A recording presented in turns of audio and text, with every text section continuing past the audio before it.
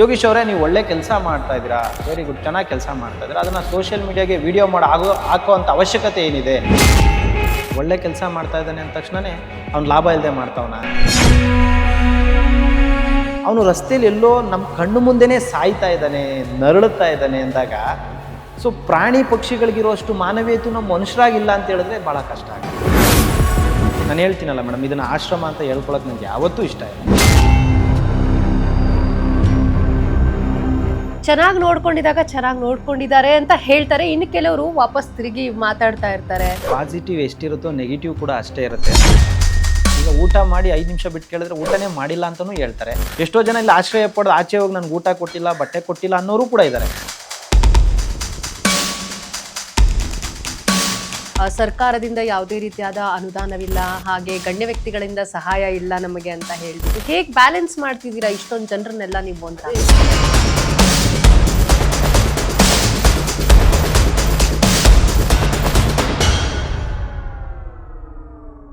ಯೋಗೀಶ್ವರ, ನೀವು ಹೇಳಿದ್ರಿ ಇಲ್ಲಿ ಬಂದಿರೋಂಥವ್ರು ಯಾರು ಆಚೆ ಮೇ ಬಿ ಅವರು ಇದ್ದಿರಬಹುದು, ಆದ್ರೆ ಇಲ್ಲಿ ಬಂದ ಮೇಲೆ ಅವರೆಲ್ಲ ದೇವರ ಮಕ್ಕಳು ಅಂತ ಹೇಳಿ. ಸೊ ಅವ್ರಿಗೆ ಊಟದ ವ್ಯವಸ್ಥೆಯನ್ನೆಲ್ಲ ನಾವು ಗಮನಿಸಿದ್ವಿ. ಅವರ ದಿನಚರಿ ಯಾವ ರೀತಿ ಇರುತ್ತೆ, ಹೇಗೆ ಇಲ್ಲಿ ನೀವು ನಡೆಸ್ಕೊಂಡು ಬರ್ತಾ ಇದ್ದೀರಾ? ಖಂಡಿತವಾಗ್ಲೂ ತುಂಬ ಕಷ್ಟವಾಗಿರುತ್ತೆ ಅವರ ದಿನಚರಿಗಳು. ಯಾಕೆ ಅಂತ ಹೇಳಿದ್ರೆ ಪ್ರತಿದಿನವೂ ವಿಭಿನ್ನ ವ್ಯಕ್ತಿತ್ವ ಇರುವಂಥವ್ರ ಜೊತೆ ನಾವು ಬದುಕಬೇಕಾಗಿದೆ. ಇವತ್ತು ಇಲ್ಲಿ 160-170 ಜನನೂ ಕೂಡ ವಿಭಿನ್ನ ರೀತಿಯಲ್ಲಿ ವರ್ತಿಸುವಂಥ ವ್ಯಕ್ತಿಗಳಿದ್ದಾರೆ. ಬಟ್ ಆದರೆ ಈ ಆಶ್ರಮದಲ್ಲಿ ಎಲ್ಲವೂ ಕೂಡ ಸಾಧ್ಯವಿದೆ. ಯಾಕೆಂತ ಹೇಳಿದ್ರೆ ಇಲ್ಲಿ ಯೋಗೇಶ್ ಒಬ್ಬನೇ ಅವ್ರನ್ನ ನೋಡ್ಕೊಳ್ತಲ್ಲ, ಅದಕ್ಕೆ ಅಧಿಪತಿಯಾಗಿ ಧರ್ಮ ಶನೇಶ್ವರ ಸ್ವಾಮಿಯವರು ಇಲ್ಲಿ ನಿಂತ್ಕೊಂಡಿದ್ದಾರೆ. ಅವರೇ ಎಲ್ಲರನ್ನೂ ಪೋಷಣೆ ಮಾಡ್ತಿರೋದು. ಅವ್ರ ಕಷ್ಟದಲ್ಲಿದ್ದಾಗಲೂ ಅವ್ರನ್ನ ಕಾಪಾಡಿರೋದು ಅವರೇ, ಅವರಿಗೆ ಕಷ್ಟ ಕೊಟ್ಟಿದ್ದು ಅವರೇ, ಸಂಬಂಧಗಳ ವ್ಯಾಲ್ಯೂನ ತಿಳಿಸಿದ್ದು ಅವರೇ. ಕೊನೆಯದಾಗಿ ಎಲ್ಲರೂ ಕೈ ಬಿಟ್ಟಾಗ ನಿನಗೆ ನಾನಿದ್ದೀನಿ ಅಂತ ಕರ್ಕೊಂಡು ಬಂದು ಅವ್ರಿಗೆ ಹೊಟ್ಟೆ ತುಂಬ ಊಟ ಕೊಟ್ಟು, ಬಟ್ಟೆ ಕೊಟ್ಟು, ಮೆಡಿಸಿನ್ಸ್ ಕೊಟ್ಟು ಕೊನೆಗಾಲದಲ್ಲಿ ಕೈ ಹಿಡಿದು ನಡೆಸ್ತಾ ಇರ್ತಕ್ಕಂಥವ್ರು ಶ್ರೀ ಧರ್ಮಶನೇಶ್ವರ ಸ್ವಾಮಿಯವರು. ಸೊ ಇಲ್ಲಿ ಅವರು ವಿಚಿತ್ರವಾಗಿ ವರ್ತಿಸ್ತಾರೆ. ಬಟ್ ಎಲ್ಲೋ ಒಂದು ಕಡೆ ದೇವರ ಆಶೀರ್ವಾದದಿಂದ ಎಲ್ಲವೂ ಸುಸೂತ್ರವಾಗಿ ಚೆನ್ನಾಗಿ ನಡೀತಾ ಇದೆ. ಯೋಗೇಶ್ವರ, ನೀವು ಹೇಳಿದ್ರಿ ಅವ್ರು ಮೇ ಬಿ ಆಚೆ ನಿರ್ಗತಿಕರು ಇದ್ದಿರಬಹುದು, ಆದ್ರೆ ಇಲ್ಲಿ ಬಂದ ಮೇಲೆ ಎಲ್ಲರೂ ಸಮಾನರು, ದೇವರ ಮಕ್ಕಳು ಅಂತ ಹೇಳಿ ಅವರ ಊಟದ ವ್ಯವಸ್ಥೆಯನ್ನು ಕೂಡ ನಾವು ಗಮನಿಸಿದ್ವಿ. ಅವರ ಒಂದು ದಿನಚರಿ ಯಾವ ರೀತಿ ಶುರುವಾಗತ್ತೆ ಅಂತ? ಅದೇ ನಾನು ಹೇಳಿದಾಗೆ ಅವರನ್ನು ನೋಡ್ಕೊಳ್ಳೋದು ಸಾಧಾರಣವಾದ ಕೆಲಸ ಅಂತೂ ಖಂಡಿತ ಅಲ್ಲ.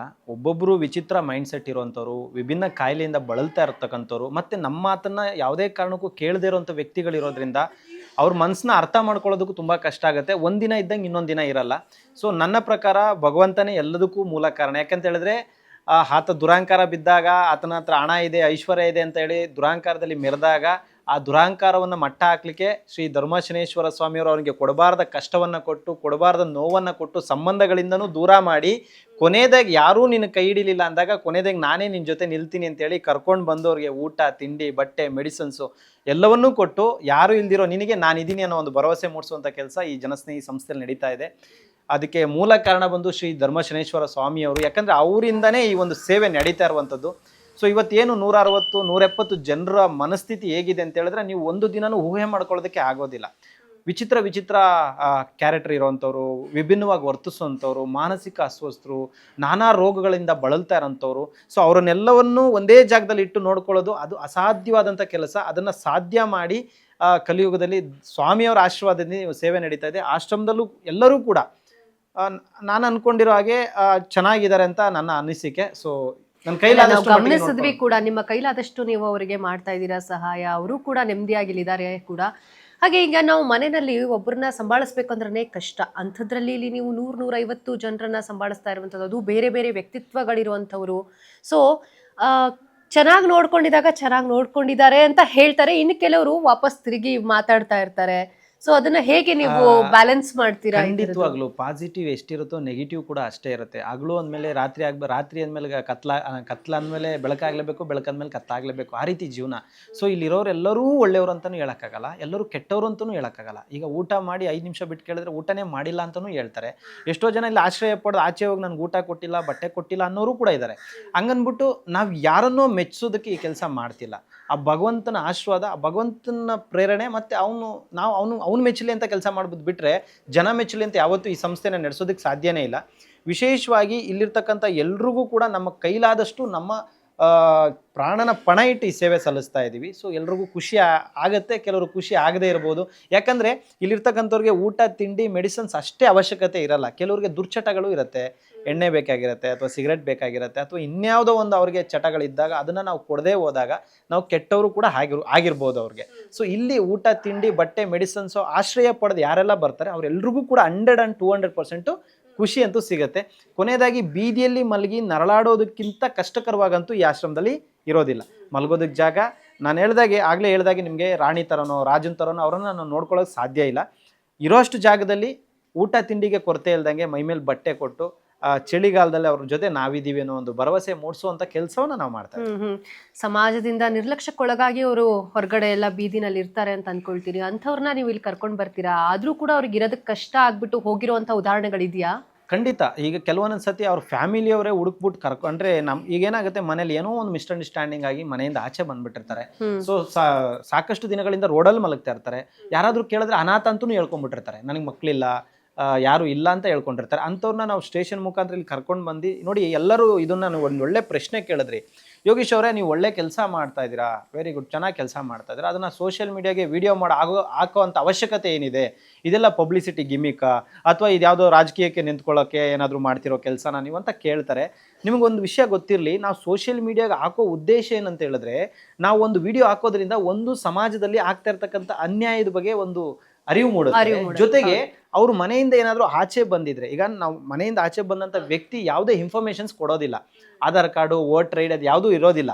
ಸೊ ಹಾಗಾಗಿ ಅವ್ರ ಬಗ್ಗೆ ಯಾವುದೇ ಮಾಹಿತಿ ನಮಗೆ ಸಿಗೋದಿಲ್ಲ. ಕೆಲವರು ಅವ್ರಿಗೆ ಮನೆಯದೆಲ್ಲ ನೆನಪಿದ್ರೂ ಕೂಡ ಹೇಳೋದಿಲ್ಲ. ಸೊ ನಾವು ಒಂದು ವಿಡಿಯೋ ಅಪ್ಲೋಡ್ ಮಾಡೋದ್ರಿಂದ ಅದನ್ನ ಲಕ್ಷಾಂತರ ಜನ ನೋಡಿ ಅವ್ರ ಊರವ್ರು ಯಾರೋ ಫೋನ್ ಮಾಡ್ತಾರೆ. ಮುಂಚೆ ಎಲ್ಲ ನ್ಯೂಸ್ ಪೇಪರ್ಗಳಲ್ಲಿ ಕೊಡ್ಬೇಕಾಗ್ತಿತ್ತು, ನ್ಯೂಸ್ ಚಾನೆಲ್ಗಳಲ್ಲಿ ಕೊಡ್ಬೇಕಾಗ್ತಿತ್ತು. ಈಗ ಅದ್ರ ಅವಶ್ಯಕತೆ ಇಲ್ಲ, ಸೋಷಿಯಲ್ ಮೀಡಿಯಾದಲ್ಲೇ ಹೇಳ್ಬೋದು. ಆ ವಿಡಿಯೋನ ನೋಡಿ ಬಂದು ನಮ್ಮ ಅಪ್ಪ ಇದ್ದಾರೆ, ನಮ್ಮ ಅಮ್ಮ ಇದ್ದಾರೆ ಅಂತ ಕರ್ಕೊಂಡೋಗಿರೋರು ಇದ್ದಾರೆ. ಇನ್ನೊಂದಷ್ಟು ಜನ ವಿಡಿಯೋ ಮಾಡಿದಾಗ ನಮ್ಮ ಅಪ್ಪನ ವಿಡಿಯೋ ಮಾಡಿ ಯಾಕೆ ಹಾಕಿದ್ದೀರಾ ಅಂದರೆ ಅವರು ಉದ್ದೇಶಪೂರ್ವಕವಾಗಿ ರೋಡ್ಗೆ ಬಿಟ್ಟಿರ್ತಾರೆ. ಸೊ ಆ ವಿಡಿಯೋ ಮಾಡಿದಾಗ ನಮಗೆ ಥ್ರೆಡ್ಡಿಂಗ್ ಕಾಲ್ಸ್ ಬರೋದು, ಹಂಗೆ ಮಾಡಿಬಿಡ್ತೀವಿ ಹಿಂಗೆ ಮಾಡಿಬಿಡ್ತೀವಿ ಅನ್ನೋದು. ಮತ್ತು ಯಾವುದಾದ್ರು ಆಸ್ತಿ ಇದ್ದರೆ ಅಥವಾ ಅವ್ರ ಇನ್ಸೂರೆನ್ಸ್ ದುಡ್ಡಿದ್ರೆ ಅಥವಾ ಅವ್ರ ಅವಶ್ಯಕತೆ ಯಾವುದಾದ್ರು ಸೈನ್ ಗೀನ್ ಬೇಕಾಗಿದ್ದರೆ ಬಂದು ಆಶ್ರಮದಿಂದ ಕರ್ಕೊಂಡು ಹೋಗುವಂಥ ಕೆಲವೊಬ್ಬರು ವ್ಯಕ್ತಿಗಳನ್ನೂ ಕೂಡ ನಾನು ಗಮನಿಸಿದ್ದೀನಿ. ಭಾಳ ಬೇಜಾರಾಗುತ್ತೆ. ಮನುಷ್ಯತ್ವ ಎಲ್ಲಾದರೂ ಸತ್ತೋಯ್ತಾ, ಮಾನವೀಯತೆ ಮರ್ತೋಯ್ತಾ ಅನ್ನೋದು ನನಗೆ ನೋವಾಗುತ್ತೆ. ನಾನು ಈ ಮಾತನ್ನ ಹೇಳ್ಬಾರ್ದಾ ಅಥವಾ ಸರಿನಾ ತಪ್ಪಾ ಅನ್ನೋದ್ರ ಬಗ್ಗೆ ಅಷ್ಟು ಗೊತ್ತಿಲ್ಲ, ನಾನು ತುಂಬ ಚಿಕ್ಕವನು.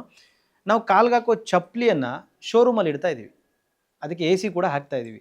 ಆದರೆ ಜೀವನಕ್ಕೆ ದಾರಿದೀಪ ಆದಂಥವ್ರು, ಜೀವನವನ್ನೇ ಬೆಳಕು ಮಾಡಿದಂಥ ನಮ್ಮ ತಂದೆ ತಾಯಿನ ರಸ್ತೆಯಲ್ಲಿ ಬಿಡ್ತಾ ಇದ್ದೀವಿ, ಅನಾಥಾಶ್ರಮಗಳಿಗೆ ಸೇರಿಸ್ತಾ ಇದ್ದೀವಿ.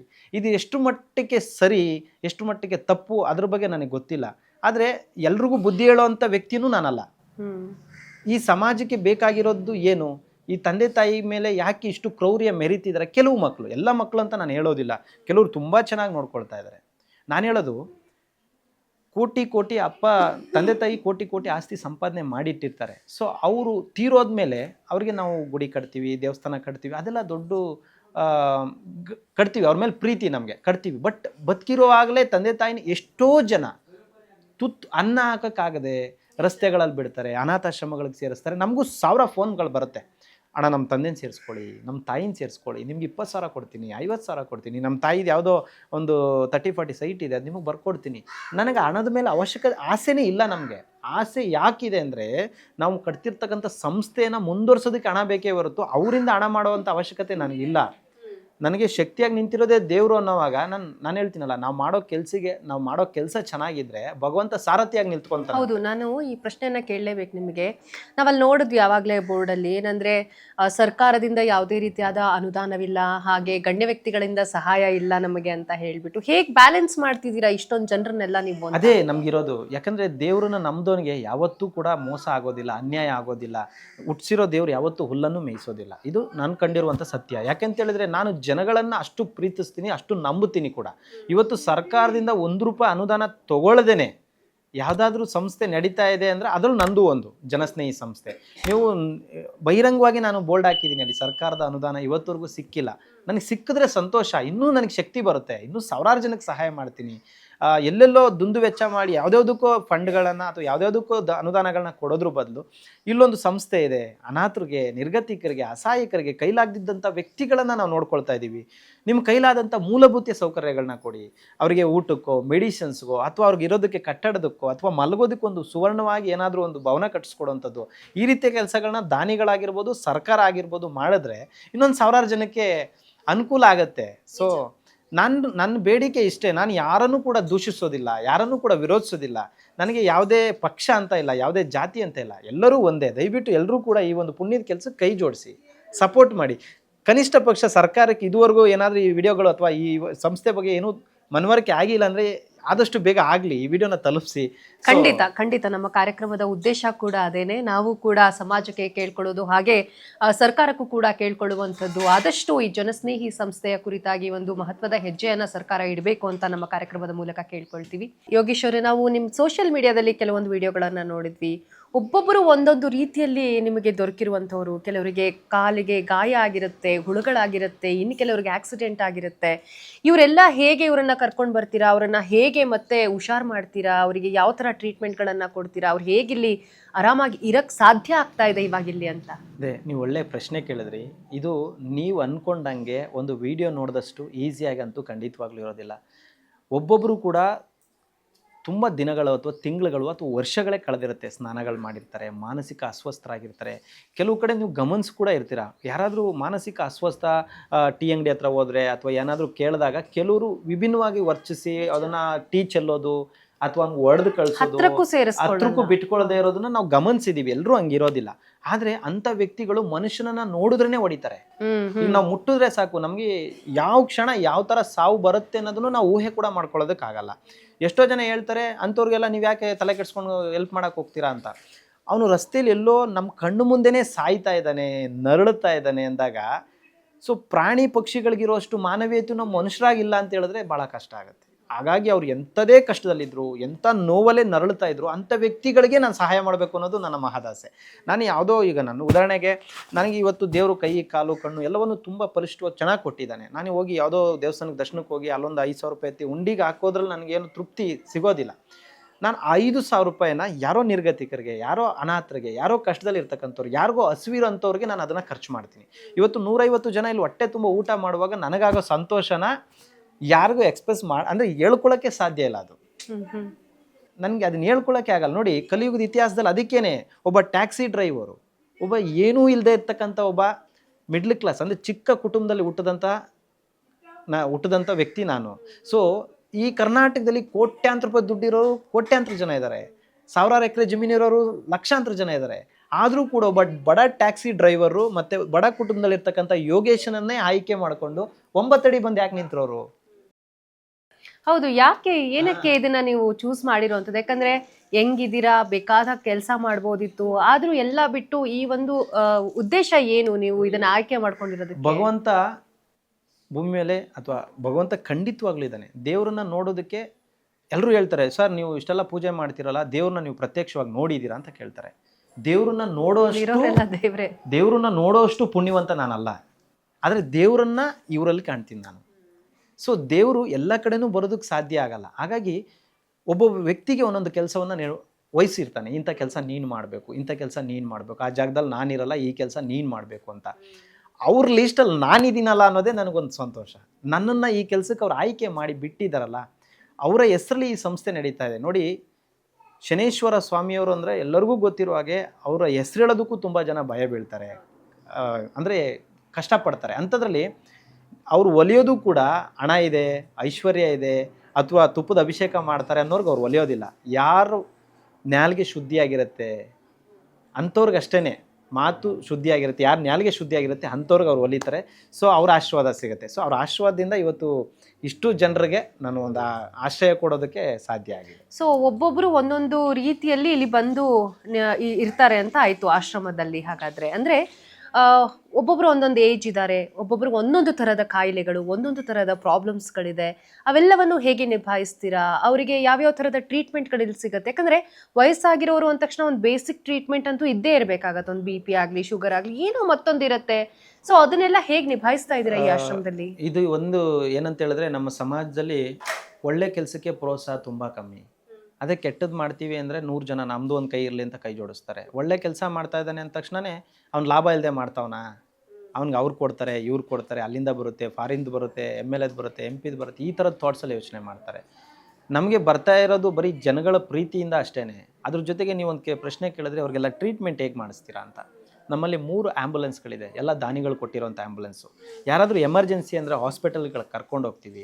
ಜೊತೆಗೆ 24/7 ಇಲ್ಲೇ ಒಬ್ಬರು ನರ್ಸನ್ನು ಅಪಾಯಿಂಟ್ ಮಾಡ್ಕೊಂಡಿದ್ದೀವಿ. 24 ಗಂಟೆ ಅವ್ರು ನೋಡ್ಕೊಳ್ತಾರೆ. ಮಾತ್ರೆ ಬೇಕಾ, ಮೆಡಿಸಿನ್ಸ್ ಬೇಕಾ, emergency needs, BP, sugar check ಮಾಡೋದು, ಇದನ್ನಷ್ಟೇ. ಬಾಕಿದು ಯಾವುದಾದ್ರೂ ತುಂಬ ಸೀರಿಯಸ್ ಕಂಡೀಷನ್ಸ್ ಇದ್ದರೆ ಅದನ್ನು ಹಾಸ್ಪಿಟಲಿಗೆ ಕರ್ಕೊಂಡು ಹೋಗ್ತೀವಿ. ಜೊತೆಗೆ ಸರ್ಕಾರ ಇದನ್ನೆಲ್ಲವನ್ನು ನೋಡಿ ಕೂಡ ಇವತ್ತಿನವರೆಗೂ ಸರ್ಕಾರಿ ಹಾಸ್ಪಿಟಲ್ಗಳಿಂದನೂ ಇವತ್ತು ಯಾರೂ ಬಂದು ಇಲ್ಲಿ ಟ್ರೀಟ್ಮೆಂಟ್ ಕೊಡುವಂಥ ಕೆಲಸ ಕೂಡ ಯಾರೂ ಮಾಡ್ತಾ ಇಲ್ಲ. ಯಾಕೆ ಅಂತ ನನಗೆ ಗೊತ್ತಿಲ್ಲ. ನಾನಿವಾಗ ಏನು ಬೇಕಾದ್ರೂ ಹೇಳ್ಬೋದು ಅಂದ್ಬಿಟ್ಟು ಹೇಳೋಕ್ಕೆ ನಾನು ರೆಡಿ ಇಲ್ಲ, ನಂಗೆ ಗೊತ್ತಿಲ್ಲ ಯಾಕೆ ಅಂತ. ಬಟ್ ಇವತ್ತಿಗೂ ಆ ಥರದ್ದು ಯಾವುದೇ ಸವಲತ್ತುಗಳು ನಮಗೆ ಸಿಗ್ತಾ ಇಲ್ಲ. ಸೊ ಸಿಕ್ಕಿದ್ರೆ ತುಂಬ ಚೆನ್ನಾಗಿರುತ್ತೆ. ಇಲ್ಲಿ ಎಲ್ಲ ಥರ ರೋಗಿಗಳಿದ್ದಾರೆ. BP, ಶುಗರು, HIV, TB, ಕುಷ್ಠರೋಗ, ಕಾಮಾಲೆ ರೋಗ, ಇನ್ನೂ ನಮಗೆ ಹೆಸರುಗಳು ಗೊತ್ತಿಲ್ಲದಿರೋ ರೋಗಗಳೇ 1000 ಇದೆ. ಯಾವ ಕ್ಷಣ ಬೇಕಾದರೂ ನಮಗೂ ಯಾವ ರೋಗ ಬೇಕಾದರೂ ಬರ್ಬೋದು, ಯಾವಾಗ ಬೇಕಾದ್ರೂ ನಾವು ಕೂಡ ಸಾಯ್ಬೋದು. ಮನುಷ್ಯನಾಗಿ ಹುಟ್ಟಿದ್ದೀವಿ, ಮಾನವೀಯತೆ ಇರಬೇಕು, ಒಳ್ಳೆ ಕೆಲಸ ಮಾಡ್ತಾ ಇದ್ದೀವಿ. ನಾವು ಮಾಡೋ ಕೆಲಸ ನಾವು ಹೋದ್ಮೇಲೂ ಕೂಡ ನಮ್ಮ ಹೆಸರು ಜೀವಂತವಾಗಿರುತ್ತೋ ಬಿಡುತ್ತೋ ಅದು ನಮಗೆ ಗೊತ್ತಿಲ್ಲ. ನಾವು ಮಾಡಿರೋ ಕೆಲಸ ಜೀವಂತವಾಗಿರುತ್ತೆ. ನಾವು ಮಾಡಿದಂಥ ಕಟ್ಟಿದಂಥ ಒಂದು ಸಂಸ್ಥೆಯಿಂದ ನಾವು ನಾಳೆ ಯಾರೋ ಬರೋವಂಥವ್ರು 4 ಜನ ಊಟ ಮಾಡುತ್ತಾರೆ. ಇವತ್ತು ಶ್ರೀ ಶಿವಕುಮಾರ ಸ್ವಾಮಿಯವರ ಆಶ್ರಮದಲ್ಲಿ 16,000 ಜನ ಮಕ್ಕಳು ಊಟ ಮಾಡ್ತಿದ್ದಾರೆ. ಅವರಿಲ್ಲ ನಮ್ಮ ಜೊತೆಲಿ, ಆದರೂ ಕೂಡ ಅಲ್ಲಿ 16,000 ಜನ ಊಟ ಮಾಡ್ತಾ ಇದ್ದಾರೆ. ಅಂದರೆ ಅವ್ರು ಅವತ್ತು ತೊಗೊಂಡಂಥ ನಿರ್ಧಾರ, ಅವತ್ತು ತೊಗೊಂಡಂಥ ಒಂದು ಪರಿಶ್ರಮ, ಅವ್ರಿಗಾದಂಥ ಅವಮಾನ, ಅವ್ರಿಗಾದಂಥ ನೋವು ಎಲ್ಲವನ್ನೂ ಬದಿಗಿಟ್ಟು ಅವರು ಸೇವೆಯನ್ನು ಸಲ್ಲಿಸಿದ್ರು. ಅದಕ್ಕೆ ಇವತ್ತು ಅವರು ದೇವರಾದರು. ಅವ್ರ ಪಾದ ಧೂಳಾಗಬೇಕು ಅಂತ ನಾವು ಈ ಸೇವೆ ಸಾಧಿಸ್ತಾ ಇದ್ದೀವಿ ಅಷ್ಟೇ. ಸರಿ, ಈಗ ಹಲವಾರು ಕಾಯಿಲೆಗಳಿರುತ್ತೆ, ಲಕ್ಷಾಂತರ ರೂಪಾಯಿ ವೆಚ್ಚ ಆಗುತ್ತೆ. ಅದಕ್ಕೆ ದಾನಿಗಳ ಮುಖಾಂತರ ಅಂತಂದರೆ ಜನರು ಒಂದು ದಾನ ಮಾಡ್ತಾರೆ, ಅವ್ರ ಮುಖಾಂತರ ಟ್ರೀಟ್ಮೆಂಟ್ ಎಲ್ಲ ಲಭ್ಯ ಆಗುತ್ತೆ. ಇನ್ನು ಕೆಲವರು ಏನಂದರೆ ತೀರ್ ಹೋಗ್ತಾರೆ ನಾನಾ ಕಾರಣಗಳಿಂದಾಗಿ. ಅವ್ರು ತೀರ್ ಹೋದಂಥ ಸಂದರ್ಭದಲ್ಲಿ ಅವರ ಕುಟುಂಬಕ್ಕೆ ಏನಾದರೂ ಸಂಪರ್ಕಿಸುವಂಥ ಸಾಧ್ಯತೆಗಳಾಗುತ್ತಾ, ಅಥವಾ ಹೇಗೆ ಮುಂದುವರಿಯುತ್ತೆ? ಅವ್ರದ್ದು ವಿಡಿಯೋಗಳನ್ನ ನೋಡಿದಾಗ ಯಾರಾದರೂ ಕಾಲ್ ಮಾಡಿದರೆ ಅವ್ರ ನಂಬರ್ಗಳನ್ನ ಬರ್ದಿಕೊಂಡಿರ್ತೀವಿ. ಇಲ್ಲಾಂದರೆ ಅವ್ರ ಮಕ್ಕಳನ್ನ ಕಾಂಟ್ಯಾಕ್ಟ್ ಮಾಡೋಕ್ಕೆ ಏನೋ ಸಿಕ್ಕಿದ್ರೆ ಕಾಂಟ್ಯಾಕ್ಟ್ ಮಾಡ್ತೀವಿ. ಸಿಕ್ಕಿಲ್ಲ ಅಂದ ಪಕ್ಷದಲ್ಲಿ ಲೋಕಲ್ ಸ್ಟೇಷನಿಂದನೇ ನಮಗೆ ಕಳಿಸಿರ್ತಾರೆ, ಲೆಟರ್ ಇರುತ್ತೆ. ಆ ಸ್ಟೇಷನ್ಗೆ ಇಂಟಿಮೇಷನ್ ಮಾಡ್ತೀವಿ, ಸರ್ ನೀವು ಕಳಿಸಿದಂಥ ವ್ಯಕ್ತಿ ಇಷ್ಟು ದಿನ ಇಲ್ಲಿದ್ದರು, ಈಗ ತೀರೋಗಿದ್ದಾರೆ ಅಂತ. ಸೊ ಇಮಿಡಿಯೇಟಾಗಿ ಆ ವ್ಯಕ್ತಿಗೆ ನಾವು ಒಂದೊಂದು FIR ಮಾಡಿ ಅಲ್ಲಿ ಬಾಡಿನ ನಾವು 6 days ಬಾಡಿನ ಇಡಬೇಕಾಗತ್ತೆ, ಪೊಲೀಸ್ ಪ್ರೊಸೀಜರ್ಸ್ ಆಗೋವರೆಗೂ. ಸೊ ಪೊಲೀಸ್ ಪ್ರೊಸೀಜರ್ಸ್ ಆಗಿ ಯಾರೂ ವಾರಸ್ದಾರ ಸಿಕ್ಕದೇ ಇದ್ದಾಗ ಅವರೇ ನಮಗೊಂದು ಲೆಟರ್ ಕೊಡ್ತಾರೆ, ಈ ಬಾಡಿನ ನೀವು ಅಂತ್ಯ ಸಂಸ್ಕಾರ ಅದು ಪೊಲೀಸ್ ಸಮ್ಮುಖದಲ್ಲೇ ಮಾಡಬೇಕು. ಆ ಸಮ್ಮುಖದಲ್ಲಿ ನೋಡಿ, ಎಷ್ಟೋ ಜನಕ್ಕೆ ಈ ವಿಷಯಗಳೇ ಗೊತ್ತಿಲ್ಲ. ಏನೋ ಯಾರೋ ಡೆತ್ ಆದರೂ ತೊಗೊಂಡೋಗಿ ಕಾರ್ಯ ಮಾಡಿದ್ರು ಅಷ್ಟೇ ಗೊತ್ತಿರುತ್ತೆ ಜನಕ್ಕೆ. ನಾವು ಒಂದೊಂದು ಬಾಡಿನ ಹಿಂಗೆ ಎತ್ಕೊಂಡು ಹೋಗ್ತಾ ಇರ್ತೀವಲ್ಲ, ನೀವು ನಂಬಲ್ಲ, ಅದು 6 days ಆಗಿರುತ್ತೆ, 7 days ಆಗಿರುತ್ತೆ. ಅವ್ರದ್ದು ಬಾಡಿಲಿರೋ ನೀರಾಗಿರ್ಬೋದು, ಬ್ಲಡ್ ಆಗಿರ್ಬೋದು, ಎಲ್ಲವೂ ನಮ್ಮ ಮೈ ಮೇಲೆ ಬೀಳ್ತಾ ಇರುತ್ತೆ. ಆ ಸ್ಮೆಲ್ನ ನೀವು ಅರ್ಧ ಗಂಟೆ, ಒಬ್ಬ ಮನುಷ್ಯ ಸತ್ತರೆ ಅರ್ಧ ಗಂಟೆಗೆ, ನಮ್ಮ ರಿಲೇಷನ್ಸ್ ಯಾರೇ ಒಂದು ಅರ್ಧ ಗಂಟೆ 1 hour 2 hour ಆಯಿತು ಅಂದರೆ ನೀವೇ ನೋಡ್ಬೋದು, ಬೇಗ ಎತ್ರಪ್ಪ ಎಣ ವಾಸನೆ ಬರ್ತಾ ಇದೆ ಅಂತಾರೆ.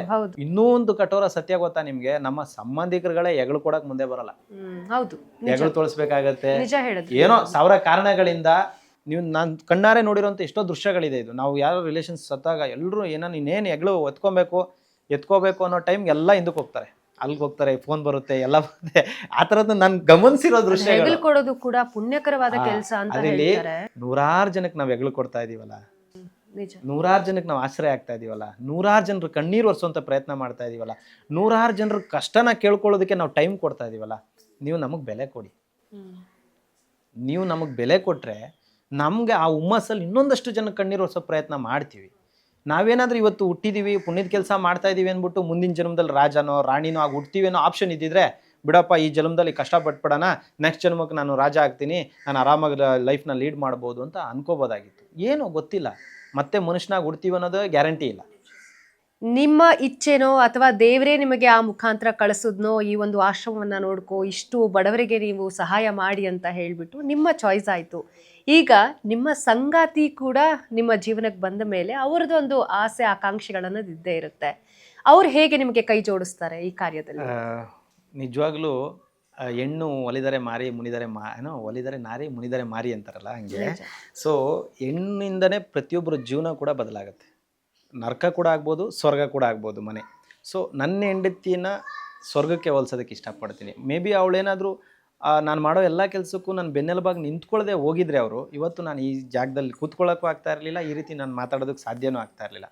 ಯಾವಾಗ ಮನೆಯಲ್ಲಿ ನಾವು ಮನೆಗೆ ಬಂದ ತಕ್ಷಣ ನಮ್ಮ ಮನೆಯಲ್ಲಿ ನಮ್ಮ ಪಾರ್ಟ್ನರ್ ಆದವರು ಅಥವಾ ನಮ್ಮ ಹೆಂಡತಿ ಆದವರು ಅಥವಾ ನಮ್ಮ ತಂದೆ ತಾಯಿ ಯಾರಾದರೂ ಆಗಿರ್ಬೋದು, ನಾವು ಮಾಡೋ ಕೆಲಸಗಳಿಗೆ ಪ್ರೋತ್ಸಾಹವಾಗಿ ನಿಂತ್ಕೊಂಡು ಬೆಂತಟ್ಟೋ ಕೆಲಸಗಳಾಗ್ಬಿಟ್ರೆ ಯಾವ ವ್ಯಕ್ತಿಗೂ ಯಾವುದೇ ಸಾಧನೆ ಮಾಡೋದಕ್ಕೆ ಕಷ್ಟ ಆಗೋದಿಲ್ಲ.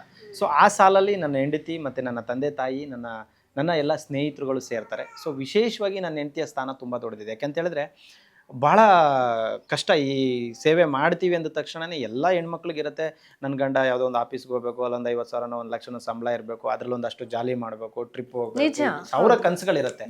ಬಟ್ ಆ ಎಲ್ಲ ಕನಸನ್ನ ಒಂದು ಕಡೆ ಮೂಟೆ ಕಟ್ಟಿ ಬಿಸಾಕಿ ಈ ಸೇವೆಗೆ ನನ್ನ ಜೊತೆ ಕೈ ಜೋಡಿಸಿದ್ದಾರೆ ಅಂದರೆ ಎಲ್ಲೋ ಒಂದು ಕಡೆ ಅವರು ತುಂಬ ಗ್ರೇಟ್ ಆಗ್ತಾರೆ. ಆಮೇಲೆ ನನ್ನ ತಂದೆ ತಾಯಿ ಬಗ್ಗೆ ಹೇಳ್ಬೇಕಂದ್ರೆ ನಾವು ಎಷ್ಟೋ ಜನ್ಮದ ಪುಣ್ಯದ ಫಲ ಅವರು ನಮಗೆ ಸಿಕ್ಕಿರೋದು. ಸೊ ಅವರು ನಮಗೆ ವಿದ್ಯೆ ಕಲಿಸೋದಕ್ಕೆ ಪ್ರಯತ್ನ ಪಟ್ಟರು, ನಾವು ವಿದ್ಯೆ ಕಲೀಲಿಲ್ಲ. ಬಟ್ ಸಂಸ್ಕಾರನ ಎಲ್ಲೂ ಕಮ್ಮಿ ಮಾಡಲಿಲ್ಲ. ಸಂಸ್ಕಾರದ ಬಗ್ಗೆ ಒಂದಷ್ಟು ವಿಚಾರಗಳನ್ನ ನಮ್ಗೆ ಅವಾಗಿಂದನೂ ತಿಳ್ಸ್ಕೊಂಬಂದಿರೋದ್ರಿಂದನೇ ಇವತ್ತು ವಯಸ್ಸಾಗಿರೋಂಥವ್ರನ್ನ ಒಂದಷ್ಟು ಜನನ ನೋಡ್ಕೊಳ್ಳೋಕೆ ಶಕ್ತಿ ಬಂದಿರೋದು.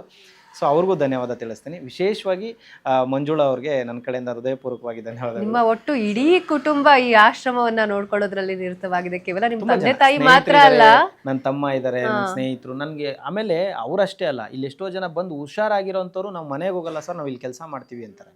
ಆ ಥರ ಇರೋರು ಇದ್ದಾರೆ ಖಂಡಿತವಾಗ್ಲು. ಸೊ ಖುಷಿಯಾಗಿದೆ ನನಗೆ ಈ ಸೇವೆ. ಒಂಥರ ನಾನು ಹೇಳ್ತೀನಲ್ಲ ಮೇಡಮ್, ಇದನ್ನ ಆಶ್ರಮ ಅಂತ ಹೇಳ್ಕೊಳಕ್ ನಂಗೆ ಯಾವತ್ತೂ ಇಷ್ಟ ಇಲ್ಲ.